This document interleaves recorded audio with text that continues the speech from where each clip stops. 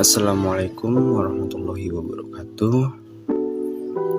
Nama saya Muhammad Ubay Mahesa dari Prodi Manajemen Kelas Pagi, Fakultas Ekonomi dan Bisnis, Universitas Pancasakti. Di sini saya akan membuat video pembelajaran untuk memenuhi tugas dari mata kuliah pengantar akuntansi dengan dosen pengampu Ibu Desi Arigawati SEAK MSI. Di sini saya akan membawakan tema atau materi yaitu perusahaan dagang. Apa sih perusahaan dagang itu? Perusahaan dagang adalah perusahaan yang kegiatan utamanya membeli, menyimpan, dan menjual kembali barang dagang tanpa memberikan nilai tambah. Nilai tambah di sini maksudnya mengolah kembali atau mengubah bentuk sifat barang sehingga mempunyai nilai jual yang lebih tinggi. Singkatnya, perusahaan dagang adalah perusahaan yang membeli barang kemudian menjualnya kembali tanpa mengubah produknya. Lalu, perusahaan dagang itu ada beberapa karakteristik. Yang pertama, memiliki aktivitas utama berupa membeli, menjual, menyimpan di gudang penyimpanan, dan kembali menjual. Yang kedua, tidak melakukan proses produksi barang.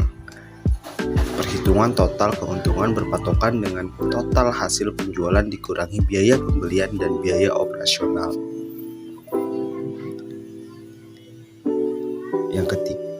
Yang keempat, perusahaan tidak melakukan proses produksi terhadap barang-barang yang dijual. Yang kelima, barang yang dijual langsung dijual tanpa melalui proses pengolahan atau perubahan sedikit pun.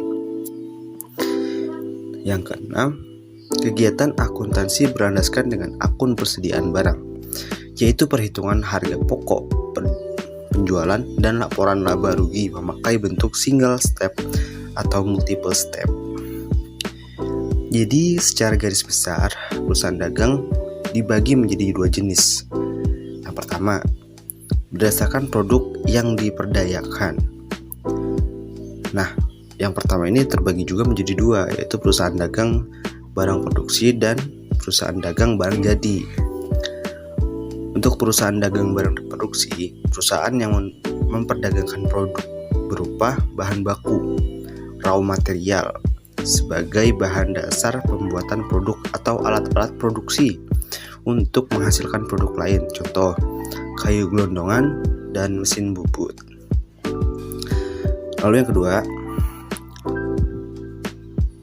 perusahaan dagang barang jadi, perusahaan yang memperdagangkan produk akhir dari barang yang siap konsumsi, contoh ransel, pakaian, kulkas.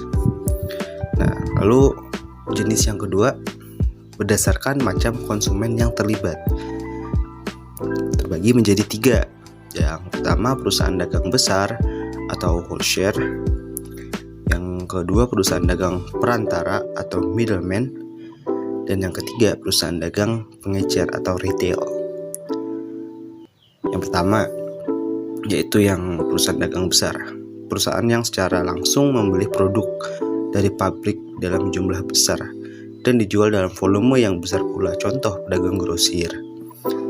Lalu yang kedua adalah middleman, yaitu yang perusahaan dagang perantara, perusahaan dagang yang membeli dalam partai besar untuk dijual kembali ke pengecer dalam jumlah sedang, contoh pedagang subgrosir. Lalu yang ketiga adalah pedagang pengecer atau retailer, perusahaan yang langsung berhubungan dengan konsumen.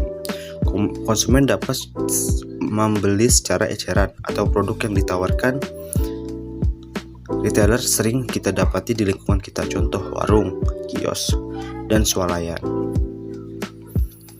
Lalu berikutnya akun-akun perusahaan dagang. Akun-akun berikut ini hanya dijumpai pada perusahaan dagang saja, yaitu akun pembelian, akun penjualan, akun persediaan, harga pokok penjualan atau HPP, akun potongan tunai, akun potongan pembelian, akun retur penjualan, dan akun beban pemasaran. Berikutnya ciri-ciri perusahaan dagang.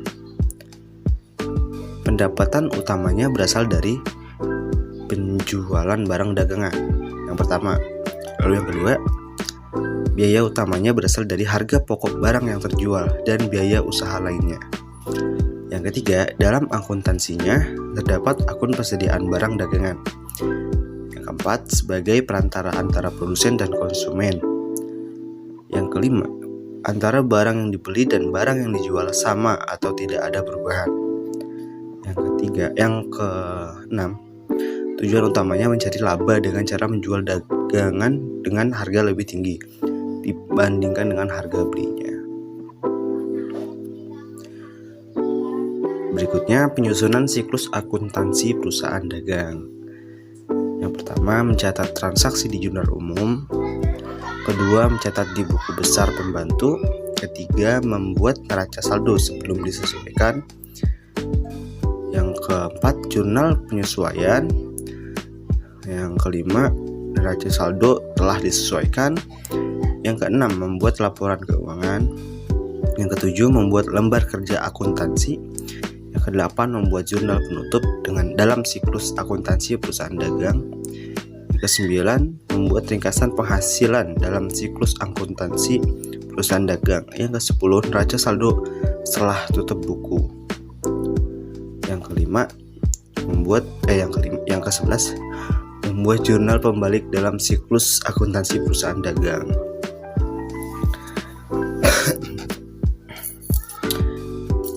Berikutnya, metode dalam mencatat persediaan barang dagang. Meskipun bukan berupa aset operasional perusahaan dagang wajib mencatat persediaan barang dagangnya ke dalam laporan keuangan. Ada beberapa transaksi yang dapat mempengaruhi banyaknya persediaan barang dagang. Di antaranya adalah pembelian, potongan pembelian, biaya pengiriman pembelian, retur pembelian, penjualan barang dagang, potongan penjualan, biaya pengiriman penjualan, retur penjualan, dan pajak. Nah, metode yang pertama adalah metode periodik atau periodic inventory system. Metode pencatatan ini dilakukan pada akhir periode penjualan. Jadi persediaan barang dagang tidak langsung dicatat saat terjadi transaksi. Metode periodik juga disebut sebagai metode fisik karena pencatatannya dilakukan dengan cara mengecek langsung persediaan barang dagang. Perlu diingat bahwa meskipun jumlah persediaan barang hanya dicatat pada akhir periode, tetapi transaksi penjualan tetap dicatat tiap kali terjadi transaksi penjualan. Lalu yang kedua, metode permanen atau perpetual system.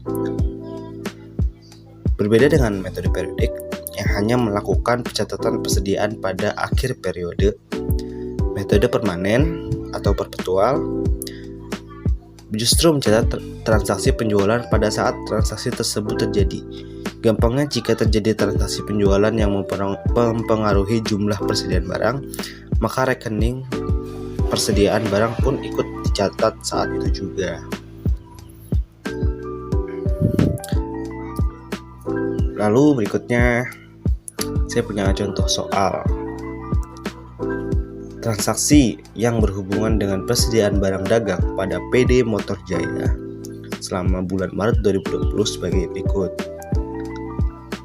1 Maret dibeli barang dagang senilai 8 juta dengan terminan 4/14N/30. Tanggal 3 Maret dijual barang dagang seharga 4.500.000, diterima tunai 20%-nya. Sedangkan sisanya dengan syarat 2/10N/30. Beban pokok yang dijual 3.800.000. Penjualan dilakukan kepada CV Adil. Tanggal 4 Maret dikeluarkan nota debit untuk barang yang dikembalikan sebagian atas pembelian 1 Maret yang laku. yakni senilai 500.000. Tanggal 5 Maret dibayar ongkos angkut atas barang yang dibeli senilai 80.000. 7 Maret dibeli barang dagang seharga 5 juta, dibayar tunai 2 juta, sisanya dengan termin 2/10N/30. 8 Maret dikeluarkan nota kredit untuk retur sebagian barang, yakni senilai 200.000 dari penjualan kepada CV Adil. Beban pokok penjualan sebesar 168.000. Tanggal 10 Maret dijual bagi barang dagang seharga 6 juta dengan termin 2/10N/30. Harga tersebut sudah termasuk laba kotor 20% dari harga jual. Tanggal 13 Maret diterima berkas dari debitur CV Adil atas penjualan yang lalu. Maret dibayar berkas kepada debitur atas pembelian 1 Maret yang lalu. Lalu 17 Maret diterima kembali sebagian barang yang dijual pada 10 Maret, yakni sebesar 1 juta rupiah. Tanggal 20 Maret diterima berkas atau atas penjualan 10 Maret yang lalu. 25 Maret dibayar utang kepada kreditur atas pembelian 7 Maret yang lalu. 29 Maret dijual barang dagang secara tunai sebesar 3.750.000. Harga tersebut sudah termasuk laba kotor 25% yang dihitung dari beban pokok.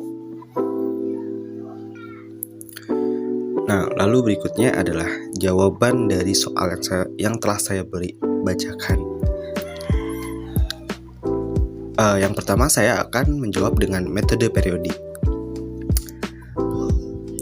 PD Motor Jaya, Jurnal Umum periode Maret 2020. Pada tanggal 1 Maret, dengan transaksi pembelian terhadap utang dagang, di mana pembelian senilai 8.000 pada kolom debit dan utang dagang senilai 8.000 pada kolom kredit. Berikutnya, tanggal 3 kas piutang dagang terhadap penjualan, di mana kas senilai 9.000 pada debit, piutang dagang pada debit senilai 3.600 dan penjualan senilai 12.600 pada kolom kredit. Berikutnya pada tanggal 4 Maret dengan transaksi utang dagang terhadap retur pembelian, di mana keduanya senilai 500 pada kolom debit dan kredit. Lalu tanggal 5 beban ongkos angkut terhadap kas, di mana beban ongkos angkut senilai 80.000 pada kolom debit dan kas senilai 80.000 juga pada kolom kredit. Pada tanggal 7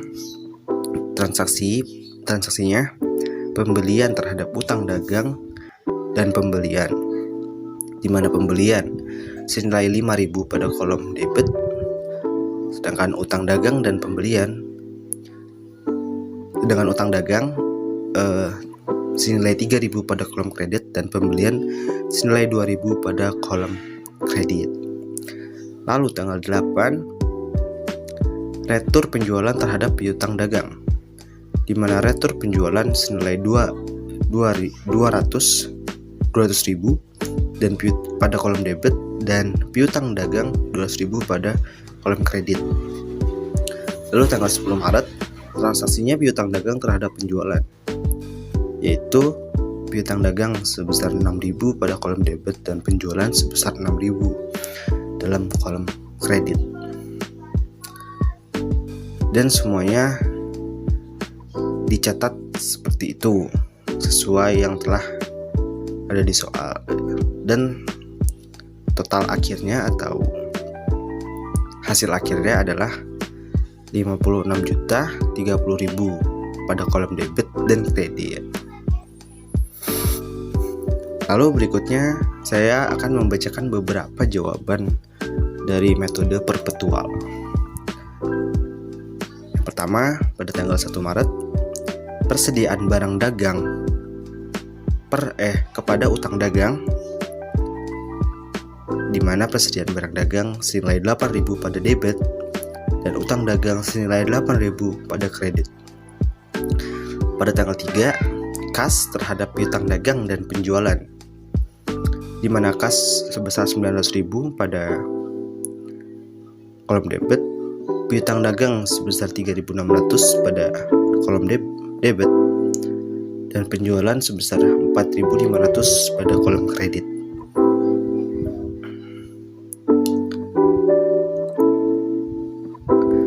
Pada tanggal 4, utang dagang terhadap persediaan barang dagang, di mana utang dagang sebesar 500 pada kolom debit dan persediaan barang dagang sebesar 500 pada kolom kredit. Berikutnya tanggal 5, persediaan barang dagang terhadap kas, di mana persediaan barang dagang senilai 80 pada debit dan kas senilai 80 pada kredit.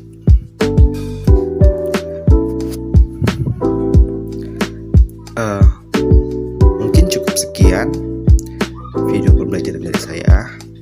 Lebih dan kurangnya saya mohon maaf. Saya tutup. Wabillahi taufiq wal hidayah. Wassalamualaikum warahmatullahi wabarakatuh.